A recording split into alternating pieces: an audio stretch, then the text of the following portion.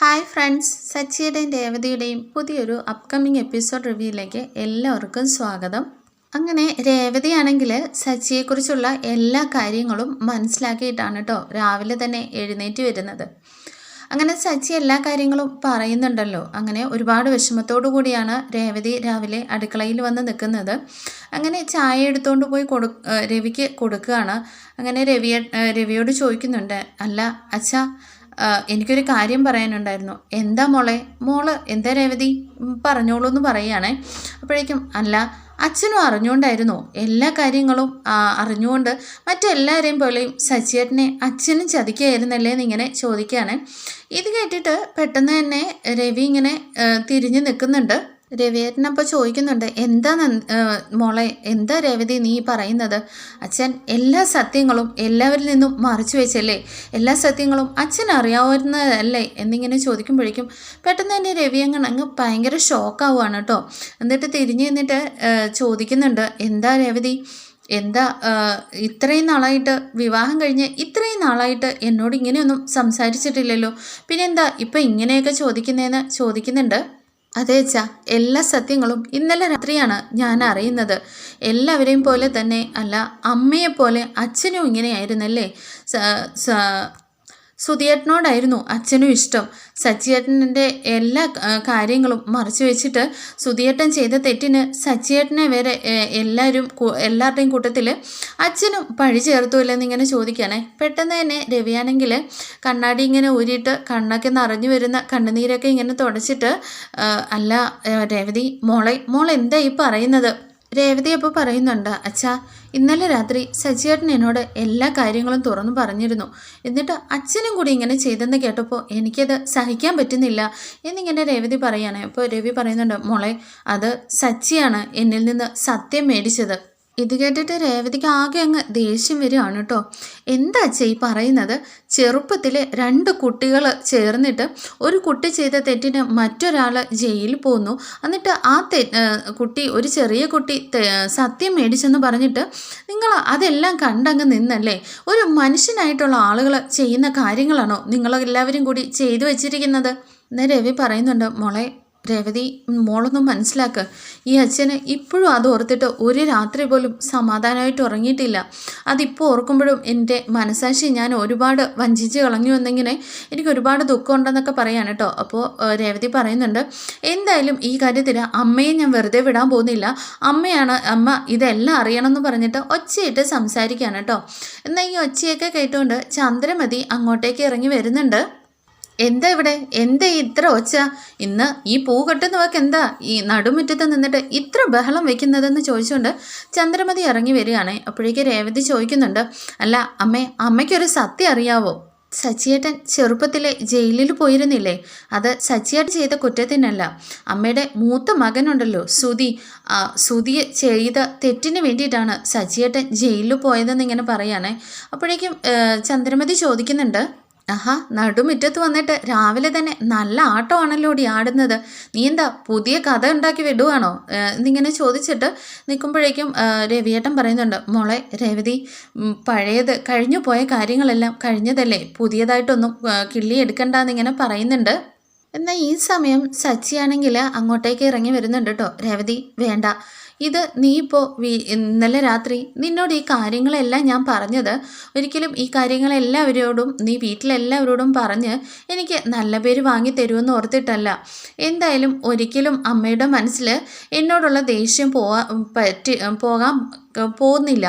അപ്പോൾ പിന്നെ അമ്മയുടെ മനസ്സിൽ സുധി നന്നായിട്ട് പഠിക്കുന്നവനെന്നും അവൻ നല്ല ഉദ്യോഗത്തിലിരിക്കുന്നു, അവനെക്കുറിച്ച് ഒരുപാട് അഭിമാനിച്ച് അമ്മയുടെ മനസ്സിൽ അത് ആഴത്തിൽ പതിഞ്ഞിരിക്കുന്ന ഒരു കാര്യമാണ്. ഒരിക്കലും ഇത്രയും നാൾ ഞാൻ ഇതിനു വേണ്ടിയിട്ട് ഈ വീട്ടിലെ സമാധാനം നശിക്കാൻ പാടില്ല, എല്ലാവരും സന്തോഷമായിട്ട് ഇരിക്കണമെന്ന് ഓർത്തിട്ടാണ് ഇത്രയും നാൾ ഞാൻ ഇന്ന് ഈ നിമിഷം വരെ ഇത്രയും വേദന ഉള്ളിലൊതുക്കി അമ്മയുടെ സ്നേഹത്തിന് വേണ്ടി കൊതിച്ചുകൊണ്ടിരിക്കുന്നത്. എന്തായാലും നീ പറഞ്ഞാലൊന്നും അമ്മയുടെ മനസ്സ് മാറാൻ പോകുന്നില്ല. വാ രേവതി എന്ന് പറഞ്ഞിട്ട് രേവതിയെ കൈ പിടിച്ചുകൊണ്ട് സച്ചി പോകാൻ തുടങ്ങുകയാണ്. എന്നാൽ ഈ സമയം രേവതിയാണെങ്കിൽ സച്ചിയുടെ കൈയങ്ങ് തട്ടി മാറ്റുകയാണ് കേട്ടോ. സച്ചിയേട്ടാ, നിങ്ങൾ അങ്ങോട്ട് മാറ്റി, എന്തായാലും ഇത് ഞാൻ വെറുതെ വിടാൻ പോകുന്നില്ല. സച്ചിയേട്ടൻ്റെ മനസ്സിൽ എത്രത്തോളം വിഷമം ഉണ്ടായിട്ടായിരിക്കും ഇന്നലെ അത്രയും രാത്രി മുഴുവൻ കരഞ്ഞത്. സച്ചിയേട്ടൻ്റെ ആ കണ്ണീര് കണ്ടിട്ട് എനിക്ക് രാത്രി ഉറങ്ങാനേ കഴിഞ്ഞിട്ടില്ല. അത് ഒരാൾ ചെയ്ത തെറ്റിന്, അതും നിങ്ങളുടെ ഏട്ടൻ ചെയ്ത തെറ്റിന് ഇത്രയും വർഷങ്ങളായിട്ട്, ഒന്നോ രണ്ടോ ദിവസമല്ല, ഇത്രയും വർഷങ്ങൾ സച്ചിയേട്ടൻ ഈ വേദന നെഞ്ചിൽ വെച്ച് നീറിക്കൊണ്ടാണ് നടക്കുന്നത്. ചന്ദ്രമതി ഇടയ്ക്ക് കയറിയിട്ട് അങ്ങ് രേവതിയുടെ നേരെ വരികയാണ് കേട്ടോ. ആഹാ, നീ എന്താടി നീ പറയുന്നത്? എൻ്റെ മോനെ സുധിയെക്കുറിച്ച് പറയാൻ വേണ്ടി നീ ആരാടി? നീ എന്തൊക്കെയായി വിളിച്ചു കൂവുന്നത് നിന്നോണ്ട്? ഈ സമയം രവിയും പറയുന്നുണ്ട്, മോളെ രേവതി, മോളൊന്നും മിണ്ടാതിരിക്കുക, ഒന്ന് ക്ഷമിക്കും മോളെ എന്ന് പറഞ്ഞിട്ട് രേവതി ഇങ്ങനെ തടഞ്ഞു നിർത്താൻ ശ്രമിക്കുന്നുണ്ട് കേട്ടോ. അച്ഛാ, അച്ഛനൊന്നും മിണ്ടാതിരുന്നേ ഒന്ന്. ഇപ്പോഴും അച്ഛൻ എന്നോട് മിണ്ടാതിരിക്കാനാണ് പറയുന്നത്. അച്ഛൻ എന്തെങ്കിലും കാര്യങ്ങളാ, അതും എൻ്റെ ഭർത്താവ് സച്ചിയേട്ടന് ചെറുപ്പകാലത്ത് സംഭവിച്ചത് എന്താണെന്ന് പറയാനായിട്ട് അച്ഛൻ തയ്യാറാവുന്നുണ്ടോ എന്നിങ്ങനെ ചോദിക്കുകയാണേ. എന്നാൽ ഇത് കേട്ടിട്ട് ശ്രുതി അങ്ങോട്ടേക്ക് വന്നിട്ട് ചോദിക്കുന്നുണ്ട്. വർഷയും ശ്രീകാന്തും എല്ലാം അങ്ങോട്ടേക്ക് വരുന്നുണ്ട്. വർഷയാണെങ്കിൽ ഓടി വന്നിട്ട് പെട്ടെന്ന് തന്നെ രേവതിയോട് പറയുന്നുണ്ട്, രേവതി ചേച്ചി എന്താ കുറേ നേരമായല്ലോ നിങ്ങളിങ്ങനെ പറയാനായിട്ട് ഒരുങ്ങുന്നു, എന്താ സംഭവിച്ചതെന്ന് പറ, ഞാനാണെങ്കിൽ കേൾക്കാൻ ഭയങ്കര എക്സൈറ്റഡ് ആണെന്ന് പറഞ്ഞിട്ട് വർഷ ഇങ്ങനെ നിൽക്കുകയാണ് കേട്ടോ. അപ്പോഴേക്കും ശ്രീകാന്ത് പറയുന്നുണ്ട്, വർഷേ നീ ഒന്നും മിണ്ടാതിരേ. ഓ, ഒന്നും നിൽക്ക് ശ്രീയെ, ഈ പറഞ്ഞു വരുന്നത് കേട്ടാലേ നിങ്ങളുടെ ഏട്ടനെ കുറിച്ചുള്ള എന്തോ വലിയ കാര്യമാണ് പറയാൻ പോകുന്നത്, അത് കേൾക്കാനായിട്ട് ഞാൻ ത്രില്ലടിച്ച് നിൽക്കുകയാണെന്ന് പറഞ്ഞിട്ട് വർഷ ഇങ്ങനെ പറയണോ. രേവതി ചേച്ചി പറയുന്നു പറഞ്ഞിട്ട് വർഷ ഇങ്ങനെ നിൽക്കുകയാണ്. ഇത് കേട്ടിട്ട് ചന്ദ്രമതി പറയുന്നുണ്ട്, അതെ വർഷേ, വേറൊന്നുമില്ല, ഇവനെക്കുറിച്ച് വേറെ എന്താ ഇത്ര പറയാനുള്ളത്? അവൻ ചെറുപ്പകാലത്ത് സ്കൂളിൽ പോയപ്പോൾ ഹെഡ് മാസ്റ്ററിൻ്റെ തലയിൽ വലിയ കല്ലെടുത്ത് എറിഞ്ഞിട്ട് അവൻ സ്കൂളിൽ നിന്ന് ഇങ്ങ് പോന്നു. അത് തന്നെയാണ് പറയാൻ പോകുന്നത്. അല്ലാതെ ഇവനെക്കുറിച്ചൊക്കെ എന്ത് പറയാനാ? ഈ കുടികാരനെക്കുറിച്ച് പൂ കിട്ടുന്നവൾ രാവിലെ എഴുന്നേറ്റ് അടുക്കളയിൽ വല്ല പണിയും നോക്കാനുള്ളതിന് ഇവിടെ വന്ന് ബാക്കിയുള്ളവരുടെ സ്വസ്ഥത കളയാൻ വേണ്ടിയിട്ട് തുള്ളിക്കൊണ്ടിരിക്കുകയല്ലേ എന്ന് പറഞ്ഞിട്ട് ചന്ദ്രമതി അങ്ങ് ദേഷ്യപ്പെടുകയാണ്. ഇത് കേട്ടിട്ട് സുധിയും പറയുന്നുണ്ട് കേട്ടോ, ആ അത് തന്നെയാ ഉള്ളൂ, വേറൊന്നും പറയാനില്ല. ഇവൻ ചെറുപ്പകാലത്തോട്ട് തന്നെ ഇങ്ങനെ ഒരു മനുഷ്യരോട് ഒരു മനസാക്ഷിയില്ല, എല്ലാവരോടും വഴക്കുണ്ടാക്കിക്കൊണ്ട് നടക്കുന്ന ഭയങ്കര ദുഷ്ടനായിരുന്നു എന്ന് പറയുകയാണേ. അപ്പോഴേക്കും ഇത് കേട്ടിട്ട് നമ്മുടെ രേവതിക്ക് ആകെ അങ്ങ് കൺട്രോൾ പോവാണ് കേട്ടോ. രേവതി ദേഷ്യത്തിൽ നേരെ ചീറിപ്പാഞ്ഞു വന്ന് നമ്മുടെ സുധിയുടെ കോളറിനങ്ങ് പിടിക്കുക കേട്ടോ. എന്നിട്ട് പറയുന്നുണ്ട്, ആരെക്കുറിച്ച് നിങ്ങൾ ഈ പറയുന്നത്? എൻ്റെ സച്ചിയേട്ടനെ കുറിച്ചോ? അവർ ഏറ്റവും നല്ല മനുഷ്യനാണ്, ഞാൻ ഈ ലോകത്തിൽ വെച്ച് കണ്ട ഏറ്റവും നല്ല മനുഷ്യനും സത്യസന്ധനുമാണ്. നിങ്ങൾ ചെയ്യാനുള്ളതെല്ലാം ചെയ്തിട്ട് എൻ്റെ സച്ചിയേട്ടൻ്റെ മേലിൽ പഴിയിട്ടിട്ട് ഇപ്പം നിങ്ങൾ ഇവിടെ വന്ന് നിന്ന് വീണ്ടും എൻ്റെ സച്ചിയേട്ടനെ കുറ്റം പറയാനായിട്ട് നിങ്ങൾക്ക് എന്ത് യോഗ്യതയുള്ളതെന്ന് ചോദിച്ചിട്ട് സുധിയുടെ നേരെ അങ്ങ് ഒച്ചയിടുകയാണ് കേട്ടോ രേവതി. ഇത് കണ്ടിട്ട് ശ്രുതിയും പറയുന്നുണ്ട്, ആഹാ രേവതി, നീ എന്താ ഈ കാണിക്കുന്നത്? ഒരല്പം പോലും മനേഴ്സ് ഇല്ലാതെ. ഒന്നുമില്ലെങ്കിൽ നിങ്ങളുടെ ഹസ്ബൻഡിൻ്റെ ചേട്ടനല്ലേ, ഈ ശ്രുതിയുടെ കോളറിന് പോലും പിടിക്കാറായോ നീ എന്ന് ചോദിച്ചിട്ട് ശ്രുതി പറയുന്നുണ്ട് കേട്ടോ. എന്നിട്ട് സച്ചിയോട് ചോദിക്കുന്നുണ്ട്, സച്ചി നീയും ഇത് കണ്ടിട്ട് നോക്കി നിൽക്കുകയാണോ? നിങ്ങളുടെ ഭാര്യ ഒന്ന് മര്യാദയ്ക്ക് പറഞ്ഞിരുത്താൻ പോലും നിങ്ങൾക്കറിയില്ലല്ലേ എന്ന് ചോദിച്ചുകൊണ്ട് സച്ചിയെ നോക്കുന്നുണ്ട്. എന്നാൽ സച്ചി ഇങ്ങനെ മിണ്ടാതെ തന്നെ നിൽക്കുകയാണ്. അപ്പോഴേക്കും ചന്ദ്രമതി ഭയങ്കര ദേഷ്യത്തിൽ വന്നിട്ട് മീനയുടെ കൈ ഇങ്ങനെ രേവതിയുടെ കൈയാണെങ്കിൽ പിടിച്ചു മാറ്റിയിട്ട് രേവതിനെ അടിക്കാനായിട്ട് ഇങ്ങനെ ഓങ്ങുകയാണ് കേട്ടോ. നീ കുറേ നേരമായല്ലോ ഇവിടെ കിടന്ന് വലിയ ഒച്ചപ്പാടും ബഹളം ഉണ്ടാക്കാൻ തുടങ്ങിയിട്ട്, നീ എൻ്റെ മോൻ്റെ ഷർട്ടിന് കയറി പിടിക്കാറായെന്ന് ചോദിച്ചിട്ട് രേവതിയുടെ നേരെ ചന്ദ്രമതി അടിക്കാനായിട്ട് ഒരുങ്ങുന്നുണ്ട്. എന്നിട്ട് ചന്ദ്രമതിയാണെങ്കിൽ ഇങ്ങനെ വാതോരാതെ പറഞ്ഞുകൊണ്ടിരിക്കുകയാണല്ലോ, എന്നാലും നീ പൂ കെട്ടുന്നവള് എൻ്റെ മോൻ്റെ നേരെ കൈ ഓങ്ങുന്നോ? എൻ്റെ മോൻ്റെ ഷർട്ടിന് കയറി പിടിക്കുന്നോ? നീ എന്താ വിചാരിച്ചിരിക്കുന്നത്? എൻ്റെ മോൻ ആരാണെന്നാ? ലക്ഷങ്ങൾ, വലിയ ഷോറൂമുകളൊക്കെ തുടങ്ങിയിട്ട് ലക്ഷങ്ങൾ സമ്പാദിക്കുന്നവനാ. ഈ വീട്ടിൽ ഒരു ദിവസം എത്ര രൂപ അവൻ ചിലവാക്കുന്നുണ്ടെന്നറിയാവോ? നീയും നിൻ്റെ കെട്ടിയോനും കൂടി, നിൻ്റെ കെട്ടിയോൻ ഒരു ദിവസം ഓട്ടത്തിന് പോയാൽ നീ പൂ കെട്ടിയാലാണ് പൈസ ഉണ്ടാക്കുക. എന്നാൽ എൻ്റെ മോനെക്കകത്ത് പല ഷോറൂമുകളും ബ്രാൻഡ് അംബാസിഡർമാർ വരെ കാത്തിരിക്കുന്നു. എൻ്റെ മോൻ്റെ കോളറിന് പിടിക്കാൻ നീ ആയോടി എന്ന് ചോദിച്ചിട്ട് രേവതിയെ അടിക്കാനായിട്ട് ഒരുങ്ങുമ്പോഴേക്കും രേവതിയാണെങ്കിൽ ചന്ദ്രമതിയുടെ കയ്യങ്ങ് കയറി പിടിച്ചിട്ട് തടുക്കുകയാണ് കേട്ടോ. അതിനുശേഷം രേവതി പറയുന്നുണ്ട്, അമ്മേ ഞാൻ പ്രായത്തെ മാത്രമല്ല സച്ചിയേട്ടൻ്റെ അമ്മയാണെന്നുള്ള ഒറ്റ കാരണം കൊണ്ട് മാത്രമാണ് അമ്മ പറയുന്നതെല്ലാം കേട്ടിട്ട് ഞാൻ മിണ്ടാതിരിക്കുന്നത്. സച്ചിയേട്ടനല്ല ഹെഡ് മാസ്റ്ററിൻ്റെ തലയിൽ കല്ലിട്ടത്, ഒരിക്കലും സച്ചിയേട്ടനല്ല, നിങ്ങളുടെ മൂത്ത മകൻ സുധിയാണ് പോയി കല്ലിട്ടത്. അല്ലെങ്കിൽ ആ സത്യം അച്ഛനും അറിയാവുന്നതാണ്, അല്ലെങ്കിൽ അതല്ല സച്ചിയേട്ടൻ തന്നെയാണ് ചെയ്തതെന്ന് അച്ഛൻ്റെ വാഗുണ്ട് അച്ഛൻ പറയട്ടെ എന്നിങ്ങനെ രേവതി പറയുന്നുണ്ട്. ഇതെല്ലാം കേട്ടിട്ട് ചന്ദ്രമതിയാണെങ്കിൽ രവിയേട്ടൻ്റെ അടുത്തേക്ക് വരുന്നുണ്ട്. രവിയേട്ടാ, ഈ പൂ കെട്ടുന്നവള് എന്താ ഇവിടെ കിടന്ന് വിളിച്ചു കൂവുന്നത്, എന്തൊക്കെയാ ഈ പറയുന്നത് രവിയേട്ടാന്ന് ചോദിക്കുമ്പോൾ രവിയാണെങ്കിൽ പെട്ടെന്ന് തന്നെ കണ്ണാടിയൊക്കെ മാറ്റിയിട്ട് കണ്ണെല്ലാം തുടച്ചിട്ട് അവിടെ പോയി ഇങ്ങനെ ചങ്കും പിടിച്ച് ഭയങ്കര വിഷമത്തോടു കൂടി അവിടെ ഇരിക്കുകയാണ് കേട്ടോ. അപ്പോഴേക്കും എല്ലാവരും ഭയങ്കര ആകാംക്ഷയോടുകൂടി രവിയേട്ടനെ തന്നെ നോക്കിയിരിക്കുകയാണ്. അപ്പോഴേക്ക് രവിയേട്ടൻ പറയുന്നുണ്ട്, ചന്ദ്രേ, അത് രേവതി പറഞ്ഞത് ശരിയാണ്, രേവതി മോള് പറഞ്ഞത് തന്നെയാണ് സത്യം. കാരണം ഹെഡ് മാസ്റ്ററിൻ്റെ തലയിൽ അന്ന് കല്ലിട്ടത് സച്ചിയല്ല, അത് സുധി തന്നെയാണ് ചെയ്തത്. അത് ഹെഡ് മാസ്റ്ററിൻ്റെ തലയിൽ ഇടാനായിട്ടായിരുന്നില്ല. അന്ന് ക്ലാസ്സിൽ സ്കൂൾ ഫസ്റ്റ് ആയിരുന്ന ഒരു പയ്യനുണ്ടായിരുന്നല്ലോ, ആ പയ്യൻ്റെ തലയിൽ കല്ലിടാൻ വേണ്ടിയിട്ടാണ് സുധി അന്ന് അങ്ങനെ ചെയ്തത്. എന്നാൽ ആ പയ്യൻ മാറിക്കൊടുത്തപ്പോഴേക്കും അത് ഹെഡ് മാസ്റ്ററിൻ്റെ തലയിൽ വീഴുകയായിരുന്നു. ആ പയ്യൻ തന്നെ നേരിട്ട് വന്നിട്ട് എൻ്റെ അടുത്ത് പറയുകയാണ് ചന്ദ്ര ഉണ്ടായത്. സച്ചിയുടെ ഏറ്റവും വലിയ ബെസ്റ്റ് ഫ്രണ്ടായിരുന്നു ആ ഫസ്റ്റ് റാങ്ക് നേടിയ ആ കുട്ടി. എന്നാൽ സച്ചിയുടെ സഹോദരൻ തന്നെ അങ്ങനെ ഒരു അപകടപ്പെടുത്താൻ നോക്കിയല്ലോ, അതും വെറും മാർക്കിൻ്റെ പേരിൽ ചെയ്തല്ലോ. അതുകൊണ്ട് ഒരിക്കലും അച്ഛാ അങ്ങനെയല്ല, ഞാൻ മുത്തുവിന് സച്ചിയെ ഓർത്തിട്ട് മാത്രമാണ് അങ്ങനെ പറഞ്ഞതെന്ന് പറഞ്ഞിട്ട് ആ കുട്ടി എൻ്റെ അടുത്ത് വന്ന് പറഞ്ഞിരുന്നു. സുധി എന്നിട്ട് ആ പഴി നേരെ സച്ചിയുടെ തലയിൽ ഇടുകയാണ് ഉണ്ടായതെന്ന് ഇങ്ങനെ എൻ്റെ അടുത്ത് ആ കുട്ടി തന്നെ നേരിട്ട് വന്ന് പറഞ്ഞിരുന്നു എന്ന് പറഞ്ഞിട്ട് രവി ഇങ്ങനെ കണ്ണൊക്കെ തുടച്ചിട്ടിങ്ങനെ കരയുകയാണ്. നിങ്ങളെല്ലാവരും ഇപ്പോൾ വിചാരിക്കുന്നുണ്ടായിരിക്കും ഈ സത്യങ്ങളെല്ലാം ഞാൻ എന്തിനാ മറച്ചു വെച്ചതെന്ന്. ഓൾറെഡി തന്നെ സുധി ഈ കാര്യങ്ങളെല്ലാം സച്ചിയുടെ മേലിലിട്ടതുകൊണ്ട് സച്ചി ആ ശിക്ഷ അനുഭവിച്ച് ജയിലിൽ പോയിട്ട് വന്നല്ലോ. അപ്പോൾ സച്ചി തന്നെയാണോ പറഞ്ഞത്, എൻ്റെ കയ്യിൽ നിന്ന് സത്യം മേടിച്ചു. ഈ കുടുംബത്തിൽ ഒരിക്കലും സച്ചിയുടെ മനസ്സ് നിങ്ങൾ ആരും മനസ്സിലാക്കിയിട്ടില്ല. അവൻ്റെ നന്മയും സ്നേഹവും നിങ്ങൾ ആരും ഇതുവരെ അറിഞ്ഞിട്ടില്ല. അവൻ എൻ്റെ അടുത്ത് വന്ന് പറഞ്ഞത് ഇനി സുധിയാണ് ആ തെറ്റ് ചെയ്തതെന്ന് അറിഞ്ഞാൽ സുധി വീണ്ടും ജയിലിലേക്ക് പോകേണ്ടി വരും.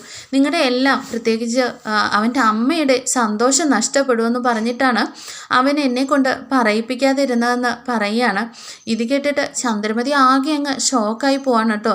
ചന്ദ്രമതി ചോദിക്കുന്നുണ്ട്, രവിയേട്ടാ നിങ്ങൾ എന്തൊക്കെയായി പറയുന്നത്?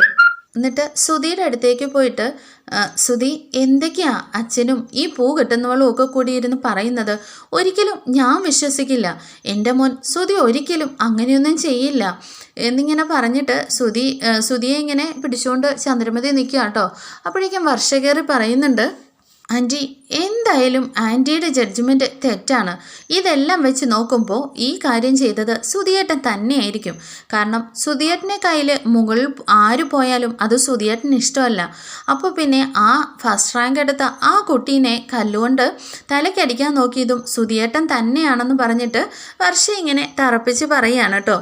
ഇത് കേൾക്കുമ്പോഴേക്കും സുധിക്ക് നല്ല ദേഷ്യം വരുന്നുണ്ട്. ശ്രീകാന്തെ, നിൻ്റെ ഭാര്യ എന്തൊക്കെയായി വിളിച്ചു പറയുന്നത്? ചെറുപ്പം മുതലേ എന്നെക്കുറിച്ച് എല്ലാ കാര്യങ്ങളും അറിയാവുന്നതുപോലെയാണല്ലോ നിൻ്റെ ഭാര്യ വിളിച്ചു പറയുന്നതെന്ന് പറയാനേ. ഇത് കേട്ടിട്ട് ശ്രീകാന്തിന് നല്ല ദേഷ്യം വരുന്നുണ്ട്. അതെ സുധിയേട്ട, വർഷ പറഞ്ഞതിനകത്ത് എന്താ തെറ്റുള്ളത്? അത് തന്നെയാണ് ഞങ്ങൾക്ക് എല്ലാവർക്കും ഇപ്പം മനസ്സിലായി. സുധിയേട്ടൻ ചെയ്ത തെറ്റിന് സച്ചിയേട്ടൻ്റെ മേലിൽ പഴി പോടുകയായിരുന്നു ചെയ്തതല്ലേ. എന്തായാലും സച്ചിയേട്ടൻ്റെയും രേവതിയുടെയും കൂടെ തന്നെയാണ്, രേവതി ചേച്ചിയുടെയും കൂടെ തന്നെയാണ് ഞങ്ങൾ എന്നുള്ളതെന്ന് ശ്രീകാന്തും വർഷയുടെ കൂടെ തന്നെ തറപ്പിച്ച് പറയുന്നുണ്ട്. ഈ സമയം ശ്രുതിയാണെങ്കിൽ വന്നിട്ട് ചന്ദ്രമതിയുടെ മുമ്പിലേക്ക് നിന്നിട്ട് പറയുന്നുണ്ട്, ആൻറ്റി മറ്റുള്ളവരെ എല്ലാം വിട്ടേക്ക്, അവരെപ്പോഴും അച്ഛനും ആക്കി വർഷയും ശ്രീകാന്തും എല്ലാം എപ്പോഴും സച്ചിക്കും രേവതിക്കും തന്നെയായിരിക്കും സപ്പോർട്ട് ചെയ്യുന്നത്. ആൻറ്റി പറ, ആൻറ്റിക്ക് ആൻറ്റിയുടെ മൂത്ത മകനെ വിശ്വാസം ഉണ്ടോ ഇല്ലയോ? ചന്ദ്രമതി അപ്പോൾ പറയുന്നുണ്ട്, ശ്രുതി എന്തായാലും ബാക്കി ആരൊക്കെ പറഞ്ഞാലും എൻ്റെ മോനെ ഞാൻ വിശ്വസിക്കുന്നുണ്ടെന്ന് പറയാണ്. അപ്പോഴേക്കും നമ്മുടെ രേവതിയാണെങ്കിൽ പെട്ടെന്ന് തന്നെ അങ്ങ് ഞെട്ടി ഷോക്കാവുകയാണ് കേട്ടോ. എന്താ ഇത്, എന്താ അമ്മ ഇത്, ഇത്രയൊക്കെ കാര്യങ്ങൾ പറഞ്ഞിട്ടും അമ്മ സച്ചിയേട്ടനെ ഒന്ന് ബഹുമാനിക്കുന്ന പോരാഞ്ഞിട്ട് ഒന്ന് വിശ്വസിക്കുന്ന പോലും ഇല്ലല്ലോ എന്നിങ്ങനെ പറയുകയാണ്. എന്നിട്ട് രേവതിയാണെങ്കിൽ രവിയേട്ടൻ്റെ അടുത്തേക്ക് പോയിട്ട് പറയുന്നുണ്ട്, കണ്ടോ അച്ഛാ, കണ്ടില്ലേ, ഇത്രയും കാര്യങ്ങൾ പറഞ്ഞിട്ടും അച്ഛൻ പോലും തുറന്നു പറഞ്ഞിട്ടും അമ്മ വിശ്വസിക്കുന്നുണ്ടോയെന്ന്. ഈ വീട്ടിൽ അല്ലെങ്കിലും നല്ലത് ചെയ്യുന്നവർക്ക് വിലയില്ലെന്നുള്ളത് ഇപ്പോൾ മനസ്സിലായില്ലേ? എൻ്റെ സച്ചിയേട്ടൻ അത്രയും നന്മ ചെയ്തിട്ടും അത്രയൊക്കെ ഏട്ടന് വേണ്ടിയിട്ട് സ്വന്തം ജീവിതം പോലും തൊലച്ച് കളഞ്ഞിട്ട് ഇപ്പോൾ ഇവരാരെങ്കിലും സച്ചിയേട്ടനൊരു സത്യം പറയുന്നത് വിശ്വസിക്കുന്നുണ്ടോ? ഒരു ബഹുമാനം കൊടുക്കുന്നുണ്ടോ? ഈ വീട്ടിൽ നല്ലവർക്ക് സ്ഥാനമില്ലെന്ന് എനിക്കിപ്പോൾ മനസ്സിലായി. അച്ഛൻ ഒരാളാണ് ഇതിനെല്ലാം കാരണം. സച്ചിയേട്ടൻ അന്ന് ചെയ്ത തെറ്റ് സച്ചിയേട്ടനല്ല ചെയ്തതെന്ന് അറിഞ്ഞപ്പോൾ തന്നെ അത് സത്യം തെളിയിച്ച് വെളിച്ചത്ത് കൊണ്ടുവന്ന് എൻ്റെ സച്ചിയേട്ടനെ നല്ല രീതിയിൽ പഠിപ്പിച്ചിരുന്നെങ്കിൽ ഇപ്പോൾ ഈ നിങ്ങളുടെ മൂത്ത മകൻ മേടിക്കുന്നതിലും നല്ല പൊസിഷനിലെത്തി നല്ല ശമ്പളം മേടിച്ച് ഈ കുടുംബത്തിൻ്റെ മാനവും മര്യാദയൊക്കെ ഏറ്റവും ഉന്നതിയിൽ എത്തിച്ചേനെ എൻ്റെ സച്ചിയേട്ടൻ. അതെനിക്ക് ഉറപ്പായിരുന്നു എന്നിങ്ങനെ രേവതി നമ്മുടെ രവിയുടെ നേരെ നിന്ന് തന്നെ പറയുന്നുണ്ട്. രവിയേട്ടനപ്പോൾ പറയുന്നുണ്ട്, രേവതി മോളെ കണ്ടില്ലേ, ഇത് തന്നെയാണ് ചന്ദ്രയുടെ ഭാഗത്ത് നിന്ന് എപ്പോഴും ഉണ്ടാവുന്നത്. മോളെ എത്ര നാളുകൊണ്ട് ഈ വീട്ടിൽ കല്യാണം കഴിഞ്ഞ് വന്ന അന്ന് തൊട്ട് എല്ലാവർക്കും വയറ് നിറയെ നല്ല ഭക്ഷണങ്ങൾ ഉണ്ടാക്കി കൊടുത്തുകൊണ്ടിരിക്കുകയല്ലേ. ഇന്ന് ഈ നിമിഷം വരെ ചന്ദ്ര എന്നാൽ അതിനെക്കുറിച്ച് ഒരു നല്ല വാക്ക്, മോളോടൊരു നല്ല നോട്ടമെങ്കിലും ഉണ്ടായിട്ടുണ്ടോ? മോളെ പൂക്കാരി പൂ കെട്ടുന്നവളെന്ന് വിളിച്ചതല്ലാതെ മറ്റ് 2 മരുമക്കളും പണക്കാരായതുകൊണ്ട് അവരെ തലയിലെടുത്ത് വെച്ചിട്ട് ആടുകയല്ലേ. അപ്പോൾ പിന്നെ സുതിയാണെങ്കിൽ കൂടുതൽ സമ്പാദിക്കുന്നു, നല്ല രീതിയിൽ പഠിച്ചിരിക്കുന്നു, ഭയങ്കര ബുദ്ധിമാനാണെന്നൊക്കെ പറഞ്ഞിട്ട് ചന്ദ്ര എപ്പോഴും ഇങ്ങനെ തന്നെ ഉണ്ടാവുള്ളൂ. എന്നാൽ ഈ കാര്യങ്ങളൊക്കെ അന്ന് അറിഞ്ഞിരുന്നെങ്കിലും ചന്ദ്രയുടെ ഭാഗത്ത് നിന്ന് ഇതൊക്കെ തന്നെ ഉണ്ടാവുള്ളൂ മോളെ. അപ്പോൾ പിന്നെ എല്ലാ കാര്യങ്ങളും അറിഞ്ഞുകൊണ്ട് ക്ഷമിച്ച് മിണ്ടാതിരിക്കുന്ന നല്ലതെന്നിങ്ങനെ രവി പറയുന്നുണ്ട്. അച്ഛൻ എന്തൊക്കെ പറഞ്ഞാലും ഈ വീട്ടിൽ നടക്കുന്ന അന്യായത്തിന് മിണ്ടാതിരിക്കാനും കണ്ടോണ്ട് കൂട്ടു നിൽക്കാനും എന്നെ കിട്ടില്ല. എന്തായാലും എനിക്ക് ഏറ്റവും വലുത് എൻ്റെ ഭർത്താവിൻ്റെ അഭിമാനം തന്നെയാണ്. അച്ഛൻ നോക്കിക്കോ, ഇവരുടെ എല്ലാം മുമ്പിൽ വെച്ച് എൻ്റെ സച്ചിയേട്ടൻ നല്ലൊരു നിലയിൽ എത്തിച്ചേരും. ഇവരെല്ലാവരെയും കൂടുതൽ പണം സമ്പാദിക്കുകയും നല്ല നിലയിൽ എത്തുകയും ചെയ്യും. അപ്പോൾ ഈ പറയുന്ന അച്ഛൻ്റെ ഭാര്യ ഉണ്ടല്ലോ, എൻ്റെ അമ്മായിയമ്മ, അവരും എൻ്റെ സച്ചിയേട്ടൻ്റെ പുറകെ വരുമെന്നുള്ളത് ഞാൻ ഉറപ്പ് തരുന്നു എന്നിങ്ങനെ രേവതി പറയുന്നുണ്ട്. അത് മാത്രമല്ല അല്ലോ, ഇവരെ ചേട്ടൻ്റെ പുറകെ കരഞ്ഞ് കാല് പിടിക്കുന്ന ഒരു സമയം വരും. സത്യങ്ങളെല്ലാം തിരിച്ചറിയുന്ന ഒരു ദിവസം വരും തന്നെയല്ല, ഇവർ തലയിൽ വെച്ച് ആടുന്ന പണക്കാരെന്ന് പറഞ്ഞിട്ട് തലയിൽ കൊണ്ട് നടക്കുന്ന 2 മരുമക്കളുണ്ടല്ലോ, അവരും എൻ്റെ സച്ചിയേട്ടൻ്റെ കാലിൻ്റെ ചോട്ടിൽ ഒരു ദിവസം വരുമെന്നിങ്ങനെ